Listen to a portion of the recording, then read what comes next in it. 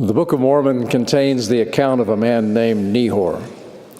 Le livre de Mormon contient l'histoire d'un homme appelé Nehor. Il est facile de comprendre pourquoi Mormon, en faisant le résumé de 1000 ans de l'histoire des Néphites, pensait qu'il était important d'inclure quelque chose sur cet homme et sur l'influence durable de sa doctrine. Sachant que cette philosophie référerait surface à notre époque, Mormon cherchait à nous mettre en garde. Nehor entre en scène 90 ans environ avant la naissance du Christ.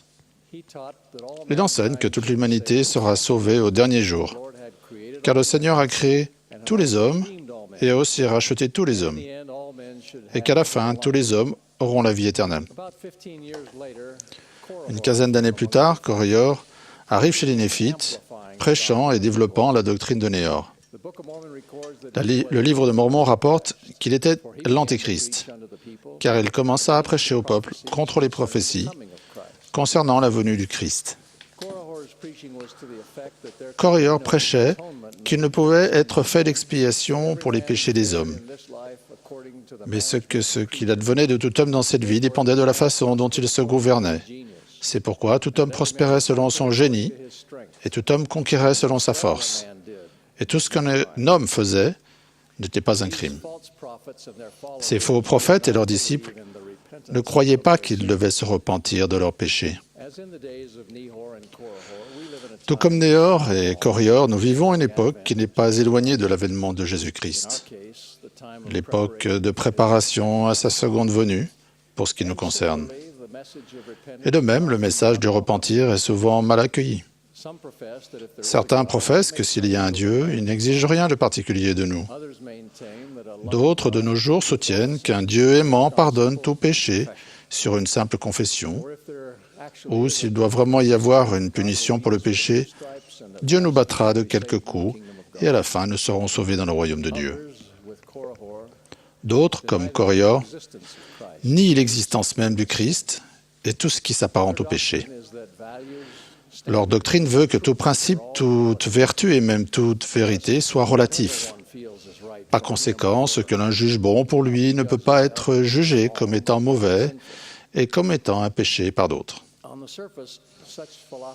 À la surface, de telles philosophies peuvent paraître séduisantes, parce qu'elles nous donnent la latitude de satisfaire nos appétits ou désirs sans souci des conséquences.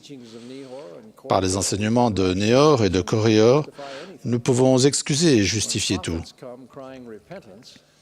Quand les prophètes viennent crier repentance, c'est comme une douche froide au milieu de la fête. En réalité, les appels du prophète devraient être reçus avec joie. Sans le repentir, il n'y a pas de véritable progrès, ni d'amélioration dans la vie. Prétendre qu'il n'y a pas de péché n'en diminue pas le fardeau ni la douleur. Souffrir pour le péché n'améliore rien en soi. Seul le repentir conduit vers les hauteurs ensoleillées d'une vie meilleure.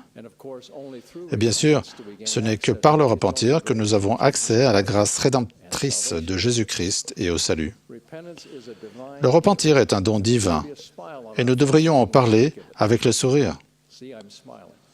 Vous voyez, je souris.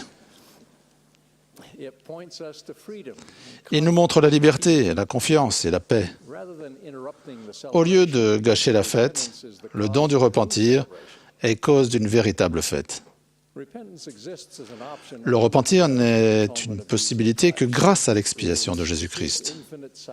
C'est son sacrifice infini qui fournit aux hommes le moyen d'avoir la foi qui produit le repentir. Le repentir est la condition nécessaire et la grâce du Christ est le pouvoir par lequel la miséricorde peut satisfaire aux exigences de la justice. Nous témoignons que nous savons que la justification ou le pardon des péchés, par la grâce de notre Seigneur et Sauveur Jésus-Christ, est juste et véritable. Et nous savons aussi que la sanctification, par la grâce de notre Seigneur et Sauveur Jésus-Christ, est juste et véritable pour tous ceux qui aiment et servent Dieu de tout leur pouvoir, de tout leur esprit et de toute leur force. Le repentir est un vaste sujet, mais aujourd'hui je vais mentionner seulement 5 aspects de ce principe fondamental de l'Évangile qui, j'espère, seront utiles. Premièrement, l'invitation à repentir est une marque d'amour.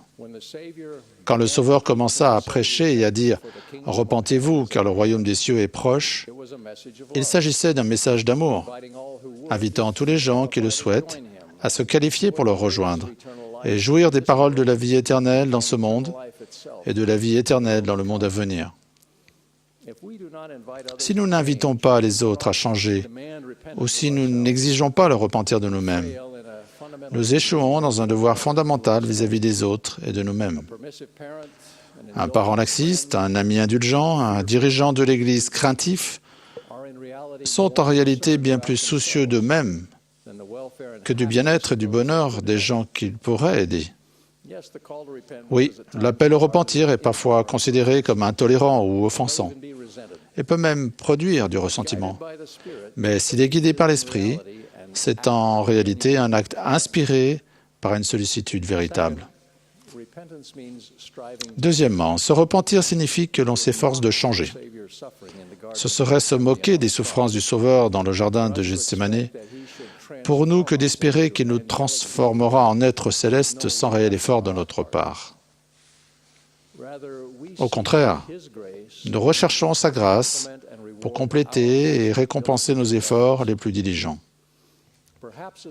Nous devrions peut-être autant prier pour avoir du temps, l'occasion de travailler, de faire des efforts et de vaincre que pour recevoir la miséricorde.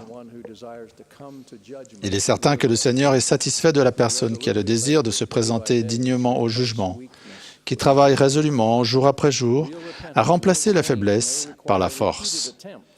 Le repentir réel, le véritable changement peut nécessiter plusieurs tentatives, mais il y a quelque chose de purifiant et de saint dans ce genre de combat. La guérison et le pardon divin se déversent tout naturellement sur une telle âme. Car la vertu aime la vertu, la lumière s'attache à la lumière, la miséricorde à la compassion de la miséricorde et réclame ce qui lui appartient. Par le repentir, nous pouvons constamment améliorer notre capacité de vivre la loi céleste, parce que nous comprenons que celui qui n'est pas capable de se conformer à la loi d'un royaume céleste ne peut pas supporter une gloire céleste. Troisièmement, se repentir signifie non seulement abandonner le péché, mais également s'engager à obéir. Le dictionnaire biblique indique que le repentir signifie tourner son cœur et son esprit vers Dieu, ainsi que renoncer au péché vers lequel notre tendance naturelle nous pousse. Un des nombreux exemples de cet enseignement du livre de Mormon se trouve dans les paroles d'Alma à l'un de ses fils. « C'est pourquoi je te commande, mon fils, dans la crainte de Dieu, de t'abstenir de tes iniquités, de te tourner vers le Seigneur, de tout ton esprit, de tout ton pouvoir et de toute ta force. Pour que cette action de se tourner vers le Seigneur soit complète, elle doit inclure rien moins qu'une alliance de lui obéir. Nous appelons souvent cette alliance l'alliance du baptême, puisqu'on en témoigne en se faisant baptiser d'eau.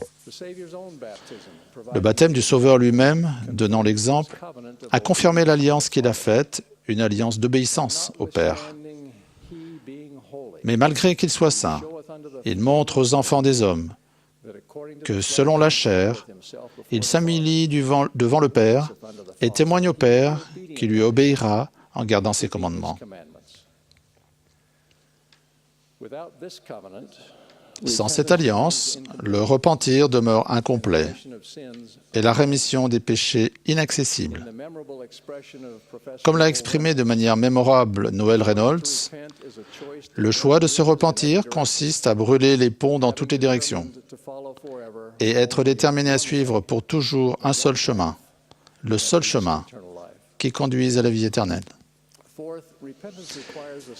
Quatrièmement, le repentir exige qu'on le fasse sérieusement et que l'on soit disposé à persévérer, même dans la douleur.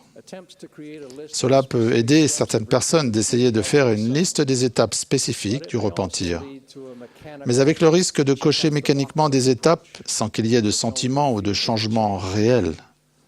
Le véritable repentir n'est pas superficiel.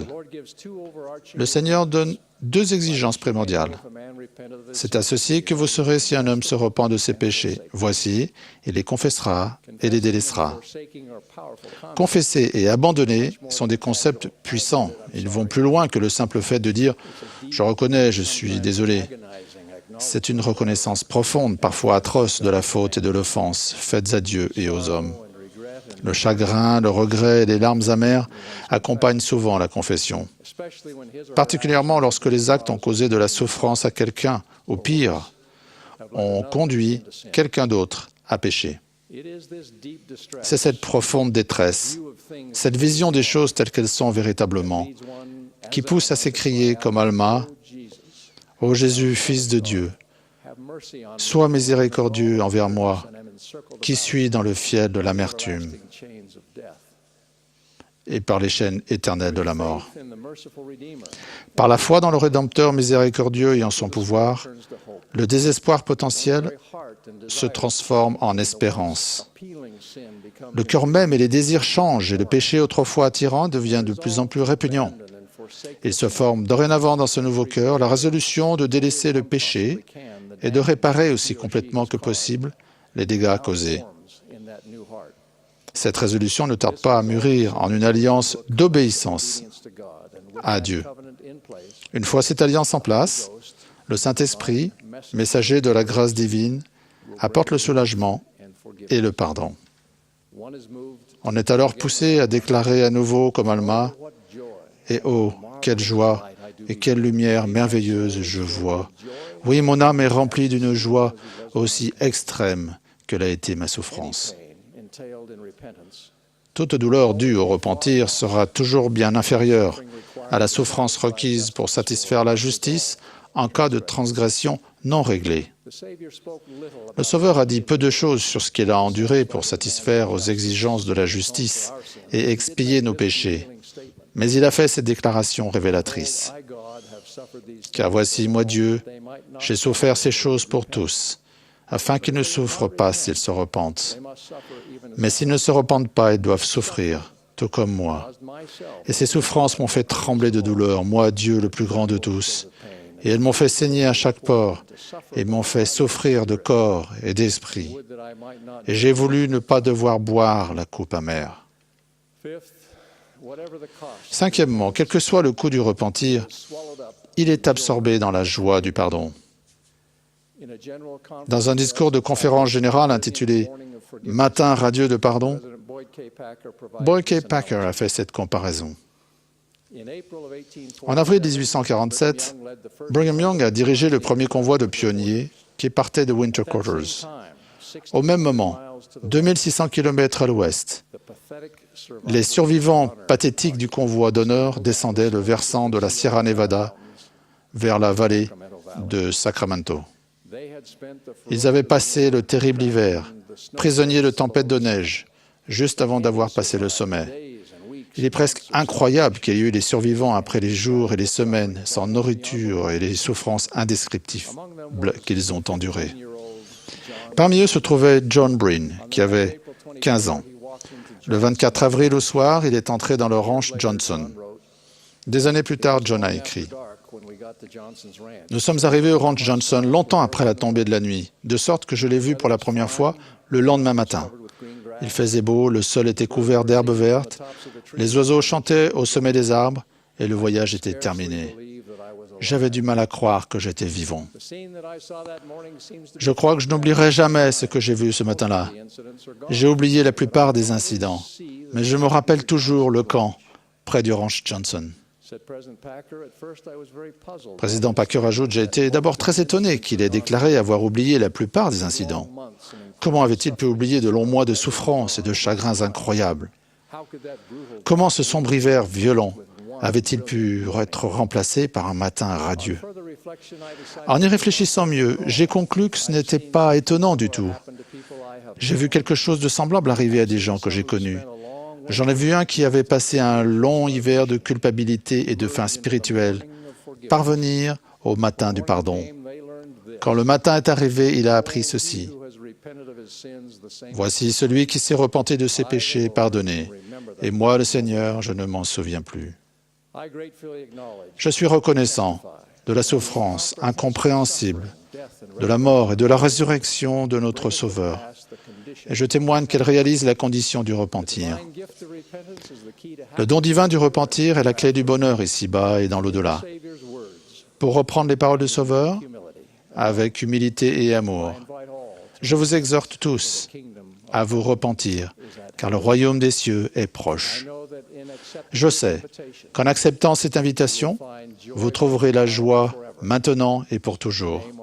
Au nom de Jésus-Christ. Amen.